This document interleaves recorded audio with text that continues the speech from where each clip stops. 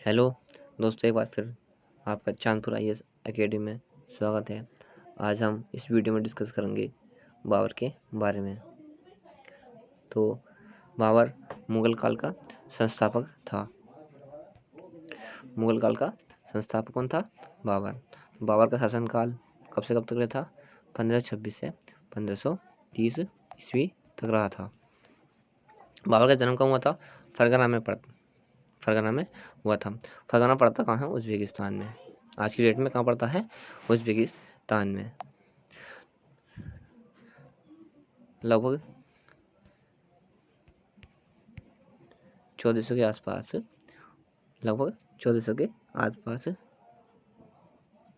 Uzbekistan पड़ता था मध्य Asia में। पड़ता था। कहाँ पड़ता था? मध्य एशिया में पड़ता था। तो मध्य एशिया का राजा था तैमूरलंग। कौन था? तैमूरलंग। तैमूरलंग की मृत्यु होने के बाद उसका साम्राज्य छोटे छोटे टुकड़ों में बट गया। तो एक राज्य था फरगना। फरगना का राजा कौन बना? फरगना का राजा बना उनके पिता, यानी कि बाबर के पिता उमर शेख मिर्जा बने। फरगना के राजा। और छोटे छोटे राज्य बने, जैसे उस्मानी, सफीवी वंश, उज्बेक वंश। परंतु जो फरगना की जो प्रतिद्वंदी थी यही थी। इसके आसपास के उज्बेयानी और क्या सफीवी और उज्बेक वंश इसके प्रतिद्वंदी थे।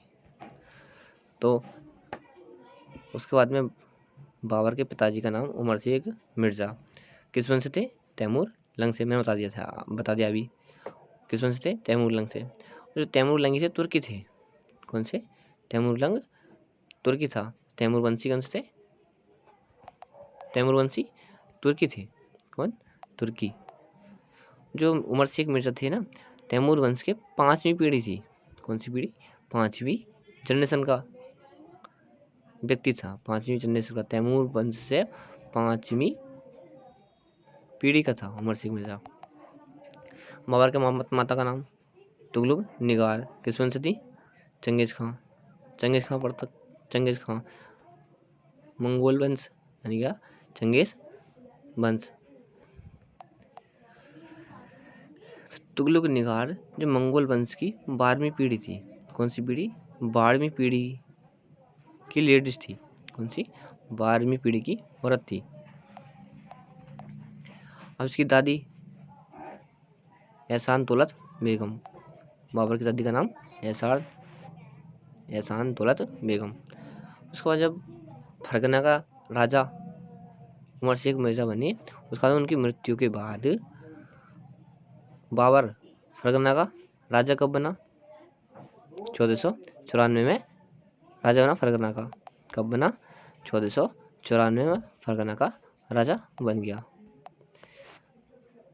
तो बाबर किस वंश से था? जब उसके पिताजी तैमूर वंश से थे तो ये भी तैमूर वंशी होगा। परंतु इसकी जाति क्या होती? जब तैमूर वंश तुर्क थे तो इसकी जाति भी तुर्क होगी। तो इसने जब फरगना पर राज्य अभिषेक कराया, उसके बाद उसने एक वंश बनाया। उसका नाम क्या था? चुगताई वंश। इस वंश का नाम उसने चंगेज खां के दूसरे पुत्र के नाम पर रखा था। उसके बचपन का नाम क्या है? इसके बचपन का नाम जहीरुद्दीन मोहम्मद। बाबर के बचपन का नाम जहीरुद्दीन मोहम्मद।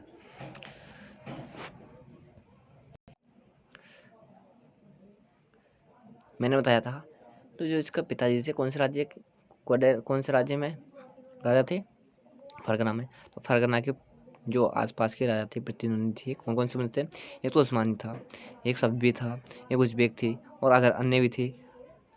तो जब इसने जो इसके वंशज थे बाबर के, तो इसकी जो वंशजों की राजधानी थी समरकंद थी। तो छीन लिया था इसके प्रतिद्वंदियों ने, यानी कि फरगना राज्य के प्रतिद्वंदी थे, समरकंद को जीत लिया था प्रतिद्वंदियों ने। तो इसने बाबर ने क्या काम करा, 1501 में समरकंद को वापस ले लिया। तो बाबर के वंशजों की राजधानी क्या थी, समरकंद। समरकंद को कब जीता था इसने, 1501 में। उसके बाद में एक युद्ध हुआ, जब उसने समरकंद को जीत लिया, इसके प्रतिद्वंदी ने सोचा कि इसे यहाँ से भगाओ, तो एक युद्ध हुआ था। उस युद्ध का नाम क्या है, सरे पुल का युद्ध। सरे पुल का युद्ध, कौन सा युद्ध, सरे पुल का युद्ध किसके बीच हुआ था, बाबर के और सेवानी खां के बीच हुआ था। किसके बीच, बाबर के और सेवानी खां के बीच हुआ था। और कौन सी है, 1502 में सरे का पुल का युद्ध हुआ। इसका परिणाम क्या निकला, बाबर बाबर हार गया था और सेवानी जीत गया, सेवानी जीत गया था। देखो मैं हिस्ट्री पढ़ा जा हूँ, और जहाँ भी मेरा हार का चिन्ह, हार लिखूंगा ना, तो उसी जगह लिखूंगा क्रॉस का चिन्ह, ध्यान रखना। और जहाँ जीत के लिए चिन्ह लगाऊंगा राइट का, इस बात का ध्यान रखना। अब मैं बताऊंगा नहीं कौन हारा कौन जीता, मैं लिख कर नहीं बताऊंगा कहीं भी, अब ध्यान रखना। तो बाबर हार गया था और सेवानी खां जीत गया था। सेवानी खां उज्बेक वंश का था ना, इसके प्रतिद्वंदी थे, उसका में हार गया था। कौन सा युद्ध हारा था, सरे पुल का युद्ध। और इसके जीवन में सिर्फ एकमात्र हार यही है, कौन सी, सरे पुल का युद्ध। जीवन में एकमात्र हार कौन सी, सरे पुल का युद्ध। एक जीवन मारना, जिंदगी में कभी नहीं हारा यूँ, जिंदगी में कभी नहीं हारा। उसके बाद में इनने काबुल पर अधिकार किया था। तो काबुल पर अधिकार कब किया था, 1504 ईस्वी में। काबुल राज्य पर अधिकार कब किया था, 1504 ईस्वी में। इसने एक उपाधि धारण करी थी, 1507 ईस्वी में पातशाह की उपाधि धारण की थी। तो 1507 से पहले ना, ये 1507 से पहले मिर्जा की उपाधि धारण करता था। मिर्जा की, किसकी, मिर्जा की उपाधि धारण करता था। उसके बाद में इन्हें मिर्जा की उपाधि को हटा दिया और काय की उपाधि धारण की, पातशाह की उपाधि धारण की। तो जब बाबर फरगना पर राज्य करता था, तो उसके प्रतिद्वंदियों ने उसे बहुत ज़्यादा दिक्कत कर रखा था। और जब बार बार उससे युद्ध होते रहते थे, तो उसने सोचा कि अब हम यहाँ, मेरा रुकना सही नहीं है। तो उसने सोचा कि हम भारत की तरफ रुख बदलते हैं। और जैसे उसके जो प्रतिद्वंदी थे, उजवानी, सफवी, उज्बेक, उनसे युद्ध करता था, पैसे भी खत्म हो जाते थे। तो उसने सोचा कि पैसे की ज़रूरत है, चलो बाहर चलते हैं। तो उसने भारत पर आक्रमण किया। आक्रमण का वहाँ से धन लूटता था और चला जाता, वापस लूटता था, धन चला जाता, यानी आक्रमण करता था, आक्रमणकारी बन गया। उसने भारत पर 4 बार आक्रमण किए थे। तो पहला आक्रमण कब किया था उसने, 1519 में। 1519 में यूसुफजई जाति के विरुद्ध किया था। जब यूसुफजई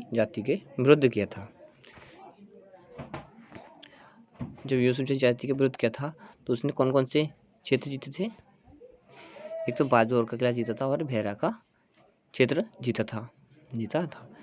और इसने अपनी आत्मकथा में ये बताया है कि जब मैंने यूसुफजई जाति के विरुद्ध आक्रमण किया था, तो मैंने बंदूकों का, तोपों का और बारूद का प्रयोग किया था। अपनी आत्मकथा। इसकी आत्मकथा का क्या नाम है, बाबर नामा। तो इसने अपनी आत्मकथा में ये बताया था कि यूसुफजई जाति के विरुद्ध जब मैंने युद्ध करे थे, तो उसमें मैंने किस चीज़ का उपयोग किया, बंदूक का और तोपों का सर्वप्रथम प्रयोग किया था।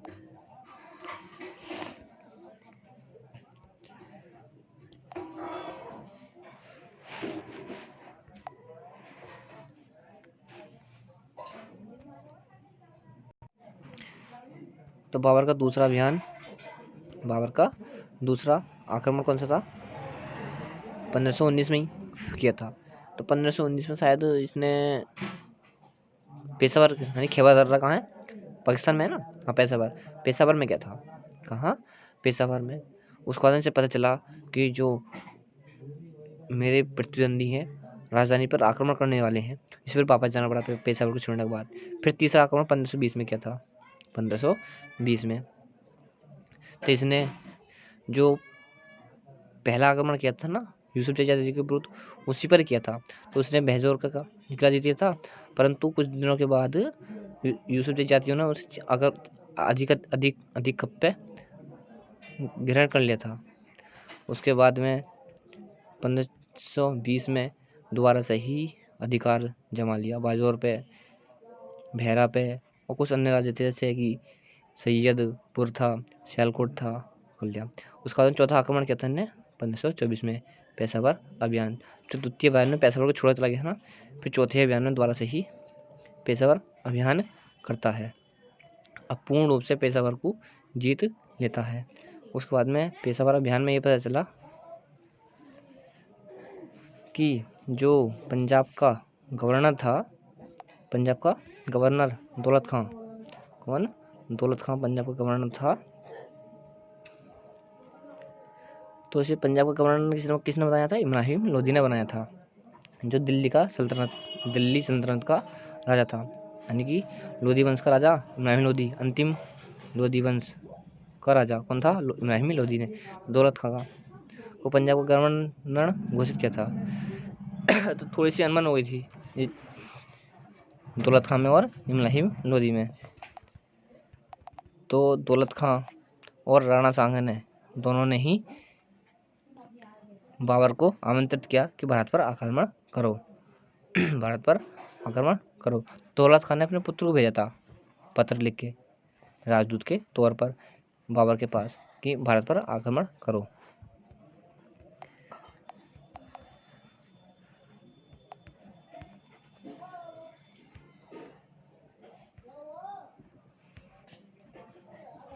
फिर उसके बाद में सोचा बाबर ने सोचा चलो आक्रमण करते हैं।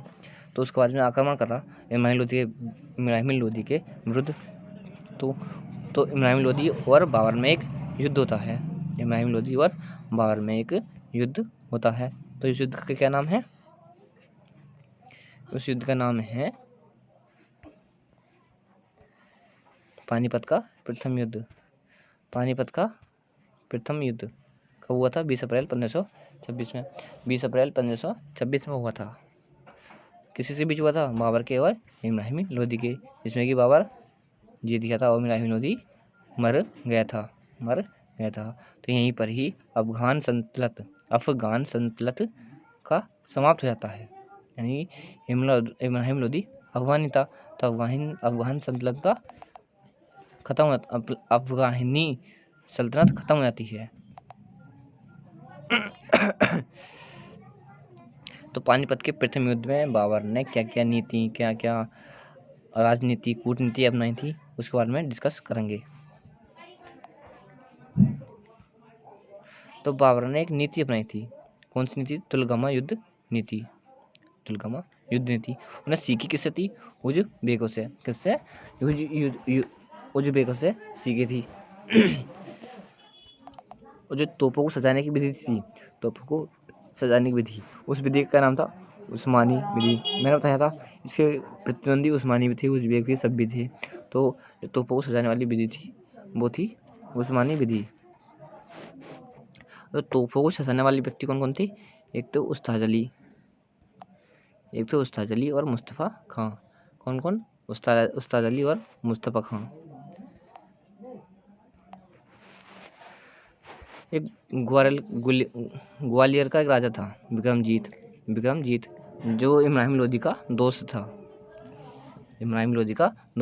तो विक्रमजीत के पास कोहिनूर हीरा था।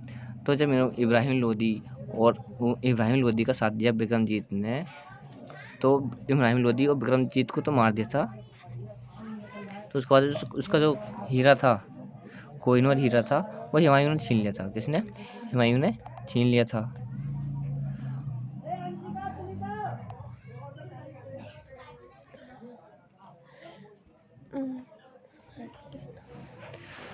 काबुल वासियों को एक चांदी का सिक्का दिया। जब बाबर ने पानीपत का प्रथम युद्ध जीत लिया था, तो काबुल वासियों को एक चांदी का सिक्का दिया था। उसके बाद में एक कलंदर की उपाधि धारण की थी? कौन सी उपाधि? कलंदर की उपाधि धारण की थी। और पानीपत के प्रथम युद्ध के बाद मुगल साम्राज्य की स्थापना हुई थी। तो पानीपत का प्रथम युद्ध कब हुआ था? 20 अप्रैल 1526 में हुआ था, 1526 में। उसके बाद में दूसरा युद्ध कौन सा आता है इसका?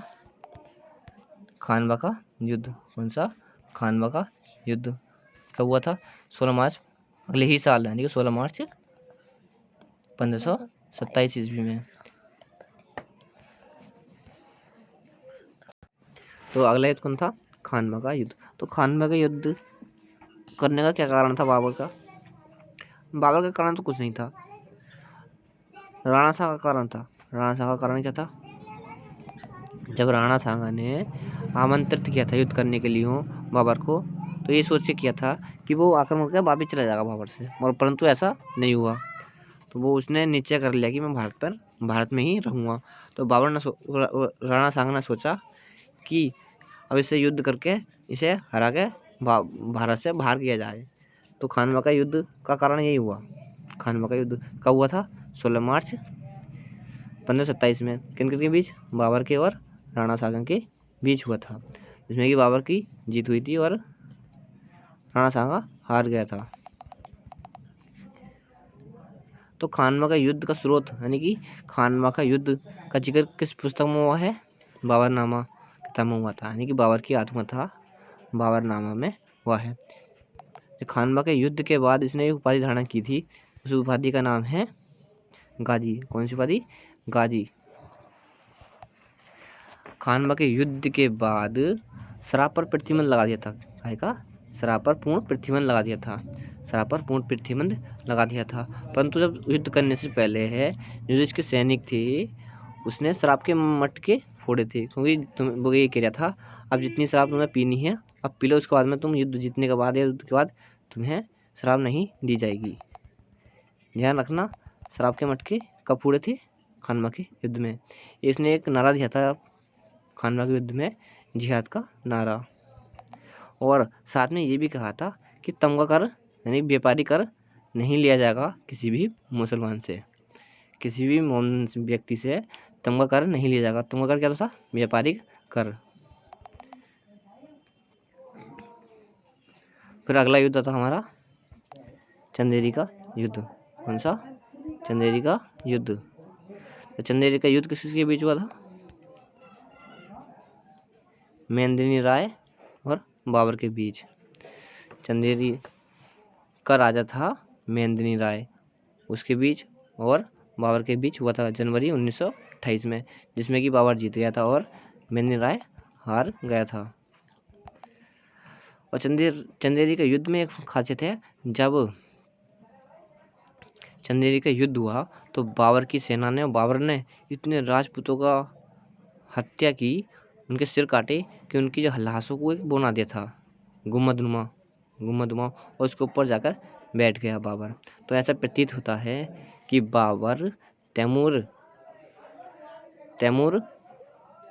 वंश का सदस्य था, क्योंकि जब तैमूर लंग जब आया था भारत पर 1339 के आसपास, उसने भी ऐसा ही किया था, यानी कि जो युद्ध में मरे हुए व्यक्ति थे उन पर एक गुम्मद बनाया, उसके ऊपर जाकर बैठ गया। और चंदेरी का युद्ध जब हुआ तो उसने मालवा का क्षेत्र जीत लिया था। कौन सा? मालवा का क्षेत्र जीत लिया था। अगला युद्ध था घाघरा का युद्ध, 1529 में हुआ है। कब? 1529 में, मई 1529 में। बाबर के और किसी बीच? बंगाल बिहार की सेना थी, बिहार की सेना थी। उसका नेतृत्व इसमें क्या था? महमूद लोदी ने। तो महमूद लोदी कौन था? इब्राहिम लोदी का भाई। किसका? इब्राहिम लोदी का भाई महमूद लोदी। कौन था? इब्राहिम लोदी। तो महमूद लोदी ने सोचा कि मैं अपने भैया का बदला लूँगा, परंतु ऐसा ना हुआ, जिससे महमूद लोदी हार गया और बाबर जीत गया।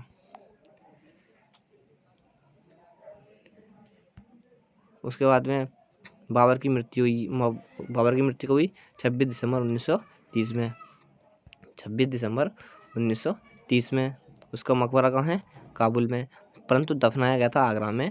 उसके बाद में जब आगरा में दफना गया था। आराम बाग पड़ता है आगरा में, वहाँ दफना गया था।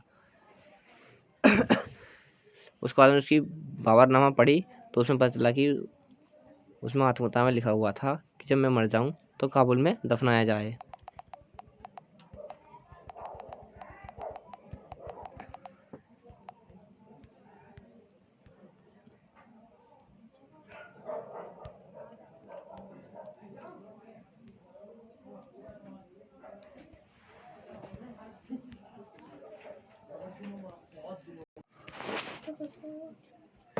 तो ऐसा माना जाता है कि कुषाणों के बाद काबुल पर गंधार पर आक्रमण करने यानी कि विजित करने वाला यानी कि गंधार को और काबुल को जीतने वाला दूसरा राजा कौन था? मुगलों में यानी मुगलों में ऐसा कौन सा राजा था जिसने काबुल को और गंधार को जीता था? यानी कि किसके बाद? यानी कि कुषाणों के बाद जीतने वाला शासक कौन था? बाबर। बाबर ने एक जमीन को नापने के लिए एक पैमाना बनाया था। उस पैमाने का नाम था गजे बाबरी। अपने ही नाम से क्या बनाया था? गजे बाबरी पैमाना बनाया था। जब बाबर फरगना से भारत में आया तो 2 खेल ऐसे लाया था। एक तो था गंजीफा खेल था। तो गंजीफा खेल था ताश का खेल था। कौन सा? ताश का खेल। और दूसरा खेल था हमारा कबूतरों का खेल था। 2 खेल लाया था। कहा जाता है कि बाबर तलवार और कलम का सिपाही था, यानी कि वो तलवार चलाता था और कलम भी अच्छी तरह से चलाता था। उसने पदशैली का ईजाद की थी। पदशैली की ईजाद ने कौन सी पदशैली का आविष्कार किया था? मुवैयान पदशैली, जो लेखन शैली थी।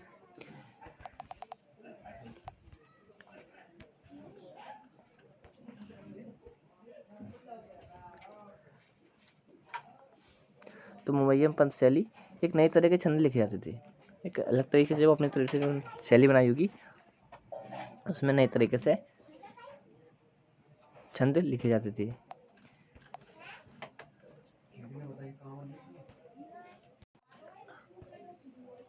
तो एक उन्होंने पुस्तक लिखी, तो उस पुस्तक में एक लिपि का वर्णन किया है। जिसने खते बाबरी लिपि बनाई थी उस पुस्तक का नाम था रियासाल ए ऊसज। ये अलंकार शास्त्र, यानी इसमें अलंकार शास्त्रों का वर्णन किया गया है। तो कौन सी लिपि का यूज करा है? तो खते बाबरी लिपि इसने आविष्कार किया था। इसने बाबर ने खते बाबरी लिपि का इसका आविष्कार किया था। तो पहली पुस्तक तो लिखी थी कौन सा? रियासाल ए ऊसज। तो कलम तथा तलवार का सिपाही किसे कहते हैं? बाबर को। आगरा में आरामबाग किसने बनवाया था? बाबर ने। आरामबाग में ही उसे दफनाया गया था। उसके बाद में 3-4 दिनों उसे काबुल में दफनाया गया था बाबरनामा पढ़ने के बाद। जो इसकी राजधानी थी आगरा थी। और ध्यान रखना आरामबाग को उसे कहते हैं नूरे अफगान। क्या कहते हैं? नूरे अफगान भी कहते हैं। आरामबाग को नूरे अफगान भी कहते हैं। अब ये नोट लिखा हुआ है, इसके बाद में देखते हैं क्या है। 4 बाग बनाने की परंपरा, यानी 4 बाग बनाने की परंपरा किसने शुरुआत की थी? अकबर ने। और बाग जो हमारे बागों से ज़्यादा संबंध कौन रखता था? बाबर अधिकतर बागों से संबंध रखता। परंतु 4 बाग बनाने की परंपरा किसने की थी? अकबर ने। जैसे लखनऊ में है 4 बाग, रेलवे स्टेशन है लखनऊ, हाँ, तो वो अकबर ने ही बनवाया था।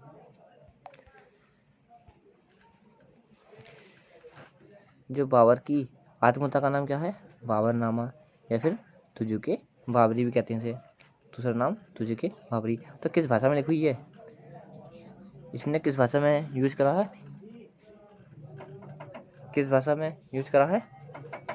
तुर्की भाषा में लिखा है। बाबरनामा को तुर्की भाषा में लिखा है। जो बाबरनामा लिखी गई थी उसका फारसी में अनुवाद किसने किया था? अब्दुल रहीम खान खाना ने और पायदा खान ने किया था। किसने किया था फारसी में अनुवाद? अब्दुल रहीम खान खाना और पायदा खान ने। अंग्रेजी में अनुवाद किसने किया था? बेवरिज ने। और जो बाबरनामा में है तो उसमें कुछ राज्यों को उल्लेख किया है बाबर ने। कौन कौन से ने? बंगाल राज्य का, दिल्ली राज्य का, मालवा राज्य का, गुजरात राज्य का और बहमनी राज्य का। ये सिर्फ ये क्या थे? इस्लामिक राज्य थे। ये ऊपर वाले इस्लामिक राज्य थे। और इसमें विजयनगर और मेवाड़ ये हिंदू राज्य थे। तो विजयनगर का जो कृष्णदेव राय था उसका उल्लेख कहाँ मिलता है? बाबरनामा में। मेवाड़ का राजा कौन था? राणा सांगा, उसका उल्लेख बाबरनामा में मिलता है। ये कई बार क्वेश्चन पूछा गया है कि बाबरनामा में किन दो हिंदू राजाओं का उल्लेख किया गया है। ये कौन? विजयनगर का राजा कौन था? कृष्णदेव राय। मेवाड़ का राजा राणा सांगा।